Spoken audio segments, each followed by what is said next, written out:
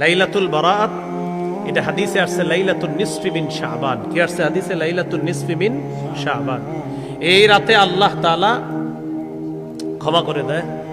আল্লাহ তাআলা এই রাতে সকলকে ক্ষমা করে দেয়, সকলকে ক্ষমা করে দেয়, দুইজন ছাড়া। ইল্লা লি মুশরিকিন আও মুশাহিনিন।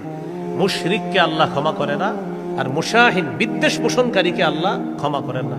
যদি অন্যান্য বর্ণনা আরো অনেকের নাম আসছে, অনেকগুলো অপরাধীদের ব্যাপারে আসছে, কিন্তু এই বিশুদ্ধ একটা বর্ণনা আসছে যে যেই ব্যক্তি বিদ্বেষ পোষণ করে, ভাই ভাইয়ের সাথে বিদ্বেষ রাখে, তাকে আল্লাহ মাফ করে না।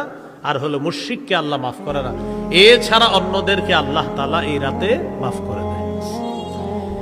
তো এই রাতটা আপনার কাউরে ডাইকা ডাইকা আপনি আনতে হবে, ভাই চল, এরকম না। বাস আপনি এই রাতে ইবাদত, পার্সোনাল ইবাদত করেন, এটাই বেশি গুরুত্বপূর্ণ, দামি। এরপরেও যদি ডাকা ডাকি ছাড়া যদি কোথাও কেউ একত্রিত হয়ে যান, সেটা ভিন্ন কথা, দোষণীয় না, কিন্তু ডাকা ডাকি করা যাবে না। এই রাতটা ফজিলতপূর্ণ রাত, আপনি ঘরে বসে বসে ইবাদত করেন, সমস্যা নেই। আপনি মসজিদে আসেনও, যদি আপনি কাউরে ডাকা প্রয়োজন নাই, আপনি আসেন, আইসা আপনি ইবাদত করেন। আর কেউ যদি আপনার দেখা দেখি আসে, এটা কোনো দোষণীয় না, অপরাধ হবে না। এই রাতে কেন্দ্র করে হালুয়া রুটি বানাবেন না। হালুয়া রুটি খাওয়া নাজায়েজ না, কিন্তু এই রাত্রে কেন্দ্র করে আপনি কেন বানাবেন? আগের দিন খেতে পারলেন না, আজকে খান। তো এই জন্য এই রাতটাকে কেন্দ্র না করা, উদ্দেশ্য না করা। মনে থাকবেন ইনশাল্লাহ। অনেকে ভাবে এই রাতে গোসল করার আলাদা ফজিলত আছে, এই সঠিক কথা না।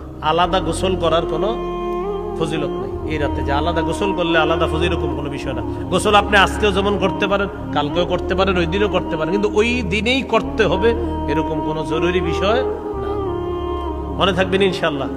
এই আজকে একটা রোজা রাখতে পারতেন, আজকে দিনে, কালকে একটা রাখেন, পরের দিন একটা রাখেন, পরের দিন একটা। আপনি একটা কাজ করেন, কালকে রাখেন, কালকে একটা রাখেন, শুক্রবার একটা, কয়টা হলো? দুইটা। শনিবার একটা, তিনটা রেখে দেন। কারণ প্রত্যেক মাসে অভ্যাসগত কয়টা রোজা করাইছে রবি? তাহলে আপনি ওই ফজিলত পেয়ে গেলেন।